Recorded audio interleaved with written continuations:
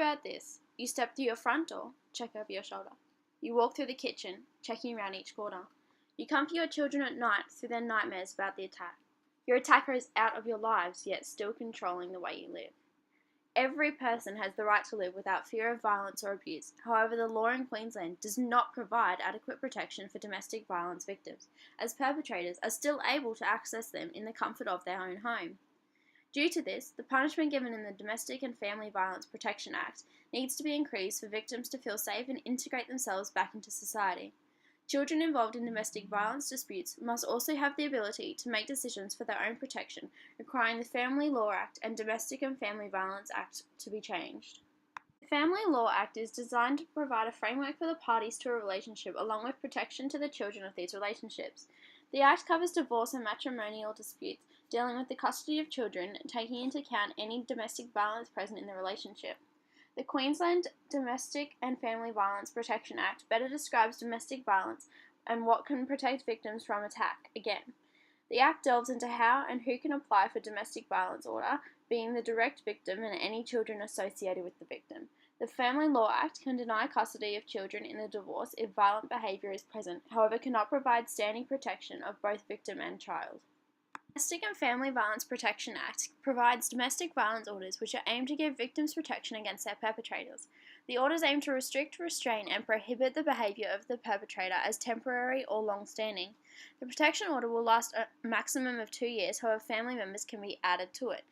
While a DVO is only a civil order, if the perpetrator disobeys the order, it becomes a criminal offence. While the order is recognised by the law, to offenders it is just a piece of paper that will mean nothing if they really want to attack again. The most recent example of this was the case of Luke Batty, an 11-year-old child who was stabbed to death by his father at his local cricket grounds in front of shocked onlookers. It was later established that the father, Greg Anderson, had suffered from mental illness during the divorce and had threatened his estranged wife to death. After an investigation into Batty's murder, it was found that Anderson had assault allegations against him, as well as 5 arrest warrants. However, police only took action after Luke was already dead. Police reported that their systems had malfunctioned, which only heightens the need for an alternative system for dealing with domestic violence perpetrators. Domestic violence in many ways can be more damaging than family violence, as it is usually within an intimate partner relationship. This makes individuals feel even more isolated in their pain and suffering, as they have no one to turn to. The abuse suffered often causes the victim's embarrassment, contributing to the reason why domestic violence attacks have such a low report rate. The Personal Safety Survey of 2005, conducted by the Australian Bureau of Statistics, showed that out of the 336,000 women who reported physical violence in the past 12 months, 31% were assaulted by a current or former partner. Another survey showed that women assaulted by a partner were also more likely to sustain injuries, therefore compromising their health and safety. This violence can physically impair the victim and cause further mental distress. A violent attack from a partner can result in a loss of trust with people, isolating the victim further. This will make the victim wary of all future relationships in an effort to distance themselves from the attack. In terms of children, many are unaware of what domestic violence is and how to deal with it. Many children have similar feelings to adults, however, in the developmental stages of life, it can damage them further and shape the person they are later in life.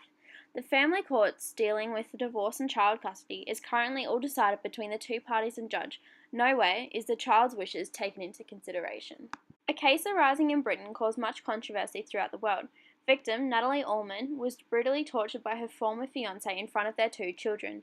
He was sentenced to 9 years imprisonment for grievous bodily harm, however demanded from his prison cell his rights to be in contact with his children. In alignment with their custody agreement, she is now forced to write 6 letters a year to her ex-fiancé, updating him on their children's progress, otherwise loses the rights to the custody of her children. The children were not given an opinion in the proceedings and now must endure receiving messages from their deranged father. The children are not being physically harmed by this arrangement, however the contact with their father is enough to mentally harm them, completely contradicting the aim of the Family Law Act. In 2010, the government introduced the National Plan to Reduce Violence Against Women and Their Children as a long-term plan to eradicate domestic violence in Australia. This is beneficial for the long run, however victims need protection today. There are many systems that could be implemented to assist in the safety and well-being of victims and children, as well as giving perpetrators avenues to develop. As the law is not adequately enforced, alternate methods need to be in place. Implementing the use of electronic monitors for perpetrators as well as educational programs in schools will decrease the amount of first and second time offenders. The reform in the Family Law Act to allow for the children's opinion to be heard in a custody settlement is necessary, as well as allowing children to apply for domestic violence orders through the Domestic and Family Violence Protection Act. The need for this reform is urgent, as many women and children live in fear of each new person they see. This limits them in the workforce as well as social circle, as any displays of power will often remind them of their attacker. With the implementation of these short-term systems and law reforms, women and children will feel a lot safer in their home, as well as having people to talk to in the education systems. So join me in the fight to change the law and protect each person around you from the possible abuse.